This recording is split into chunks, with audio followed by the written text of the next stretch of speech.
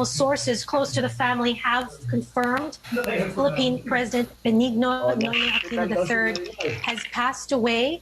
There are no details yet on the cause. Aquino is President Rodrigo Duterte's predecessor, serving as the country's 15th president from 2010 to 2016. The Aquino administration was known for its trademark Daang Matuwid philosophy, or its anti-corruption campaign. Pinoy, as he is often called, also served as senator from 2007 to 2010. He was a congressman for almost 10 years and was House Deputy Speaker in 2004. He is the son of Senator Benigno Ninoy Aquino Jr. and former President Corazon Aquino, considered to be icons of democracy in the Philippines for their role in toppling the Marcos dictatorship back in the 80s.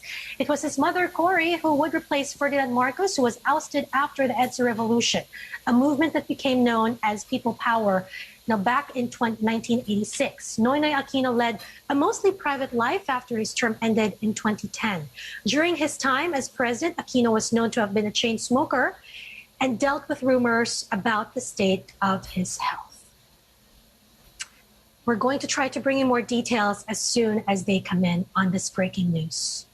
Aquino III came from a long line of Filipino politicians. He was the son of a much-loved president as well as a national hero. His father, Benigno Ninoy Aquino Jr., a well-known opponent of President Ferdinand Marcos, was assassinated at Manila Airport in 1983. His killing on the tarmac was described as brazen, outrageous, and shocking.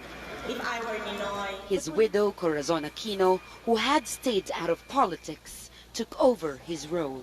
She became the face of a people power movement that led to the end of the 21-year rule by Marcos, regarded by many as a dictator. She eventually became the first female president of the Philippines in 1986. His mother's passing in 2009 followed a huge outpouring of grief for her, a symbol of democracy to many Filipinos. She was a catalyst for him to run for the highest post in government. He was sworn in as the 15th president in 2010. My parents sought nothing less and died for nothing less than democracy, peace, and prosperity. I am blessed by this legacy. I shall carry the torch forward. At the end of the day, for a man who had lived for so many years in his parents' shadow, Aquino soon came into his own. He focused on fighting corruption, removing a sitting Supreme Court Chief Justice accused of corruption, and jailing his predecessor, former President Gloria Macapagal Arroyo, for government irregularities. He pushed through a law on reproductive rights, a feat many warned would be near impossible in a nation predominantly Roman Catholic. During his administration, the economy grew by an average of more than 6% a year. He challenged China's territorial claims in the South China Sea, filing a case to the International Criminal Court at The Hague and winning. The major ruling declared most of China's claim invalid. The victory was seen as unprecedented. But Aquino's presidency wasn't without controversy. The Philippines was battered by severe natural disasters in 2013, but he was mostly impatient with criticism, especially with his government's slow response in dealing with Typhoon Haiyan, one of the strongest storms on record. 2 years later, a botched operation to capture a fugitive Muslim fighter killed more than 60 people, including 44 police officers and 5 civilians, turning the armed encounter into Aquino's biggest situation. We were doing this as privately as possible, and hindi namin pinagdadamot sa mga tao. Dahil alam namin na marami ang mga nagmahal at sumuporta kay Noy. So, the cremation is already finished. Tomorrow, we will have a mass in Ateneo for him. And on Saturday, we will bury him beside our parents in Manila Memorial. Ganun kasimple lang.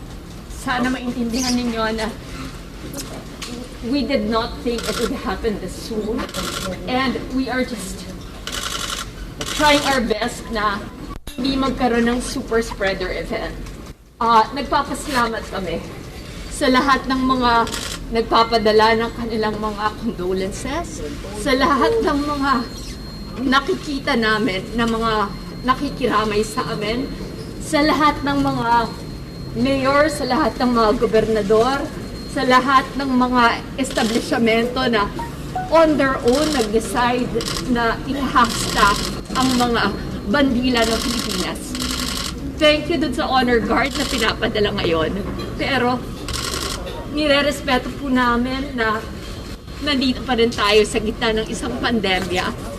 And we would have wanted so much more for our brother.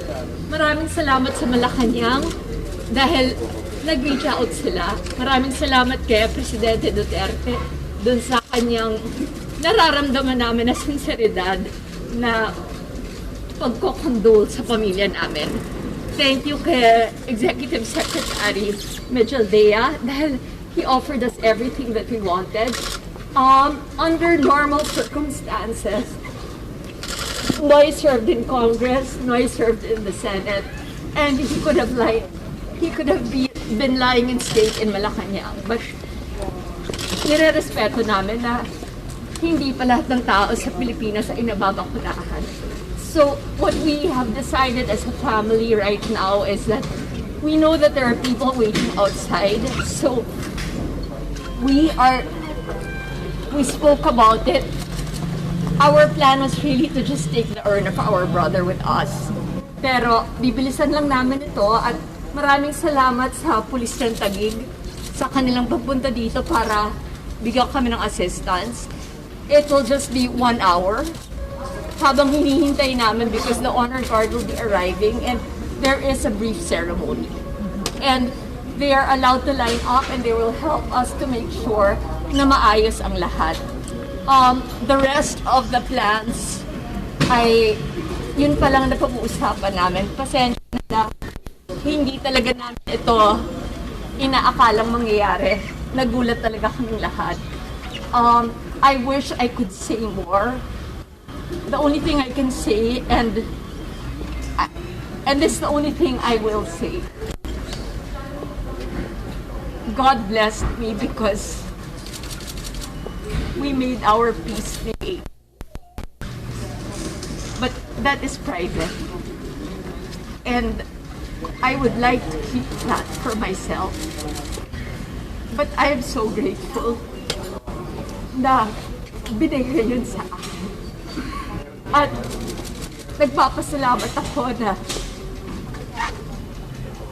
napatawad ako at minahal ako. And to the end, ang tinuring niya sa akin ay ako yung kanyang bunso.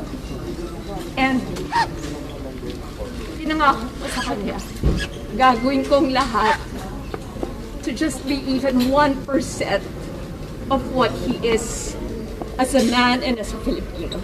Maraming salamat sa pagmamahal na binigay niya sa kanya.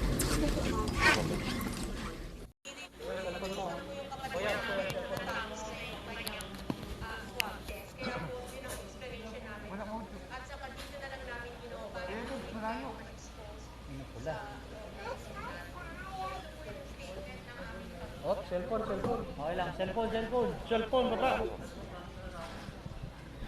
Kaya ng serbisyo binigay niya sa bayan. Sa puso, dahil alam niya, kayo ang boss niya. Kaya nga nakilala siya bilang si Pinoy dahil ayaw niyang maramdaman na dapat siyang bigyan ng kakaibang pansin. Hangarin niyang hindi magpahiya sa inyo dahil sa pagkikaya. Pero dapat sasabihin ang daan matuwid. Nagawa niya ang lahat ng iyon. Masakit po para sa amin na tahimik niyang tinanggap ang mga batikos. Natatak sa aming mga magkakapatid na nung sinabihan namin siyang magsalita at labanan ang mga maling kakaraka. Simple lang ang sagot niya sa amin. Kaya pa niyang matulog sa gabi. Hinarap niya ang lahat ng investigasyon at akusasyon. Sandigan Bayan, November 2017, Senado noong December 2017, at Kongreso noong February 2018. Because when you enter public service, when you serve with honesty and dignity, and you know you have committed no crimes against the people, hindi ka matatakot magsabi ng totoo. Pribado po siyang tao. Bago pa man ang pandemic, labas-pasok na po siya sa ospital. Nais namin magpasalamat sa lahat ng mga doktor at sa buong medical team na nag-alaga sa kapatid namin.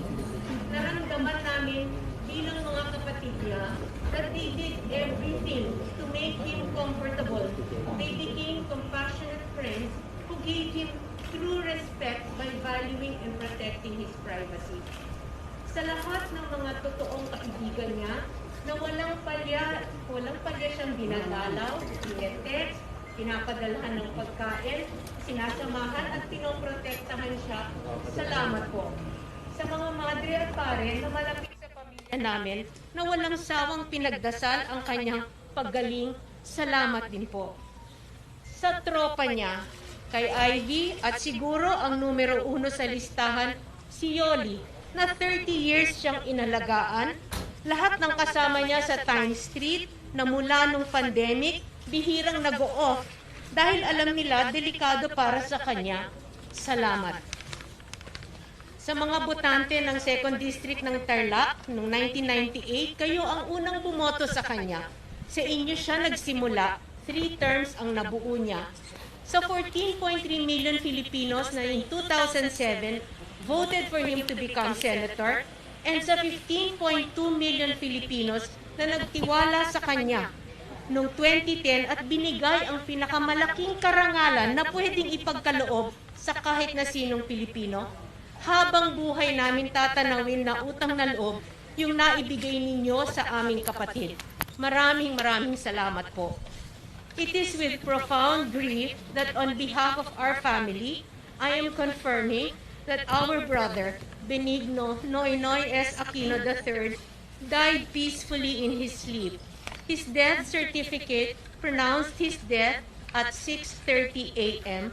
due to renal disease secondary to diabetes. No words can express how broken our hearts are and how long it will take for us to accept the reality that he is gone. Mission accomplished, Kanoy. Be happy now with Dad and Mom.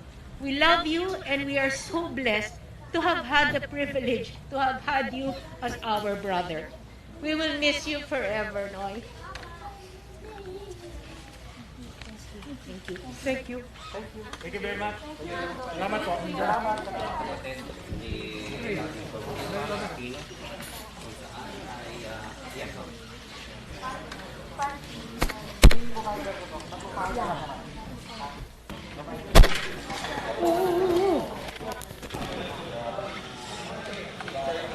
Nanti.